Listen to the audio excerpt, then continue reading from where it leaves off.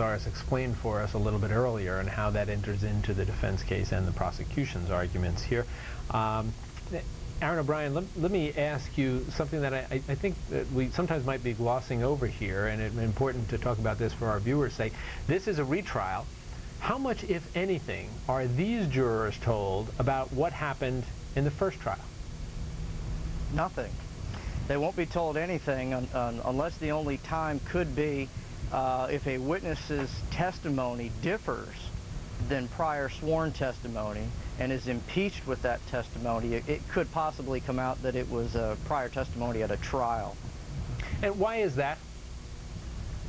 Well, it's just not relevant. It's not a fact. It's not relevant to their decision, and it shouldn't come into play in their decision. So, Christine, then the reality is, and even though it gives us a great deal to talk about when we're comparing first trial with second trial, in the legal sense, basically, it's as if the first trial never existed? Sure. But you know what? For the prosecution, I think if I were doing this, I would be starting with, in my mind, working on my summation. How am I going to get this jury to see that he committed this crime? And I've been thinking about it when we saw little bits and pieces of his testimony, and everyone's talking about just how he lives so even all the time and everything. He's never yelling. He's very calm. I think my approach would be that he snapped. He snapped and he killed her.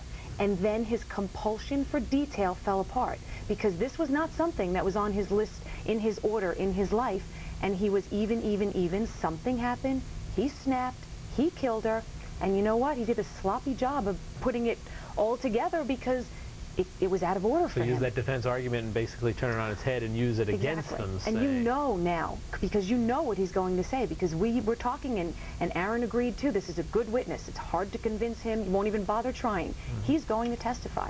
So you as the prosecutor now know what you have to deal with, and I would be working from that and working backward. And you've got your roadmap this time. Well, our thanks to our friend Christine Grill. It's always nice to see you. Thank you. Joining us here. We'll look forward to having you back again with us sometime very soon. And also, thanks to Aaron O'Brien. Aaron, thanks for spending some time talking with us. We appreciate giving us a little bit of local expertise down there. We'll look forward to seeing you again also. You take care. Thank you. Thanks. That's all the time we have today on Trial Heat. Both sides with Vinnie Politan and Kimberly Guilfoyle Newsom coming up next with more from the Florida courtroom. Thanks for joining us today. I'll be back again.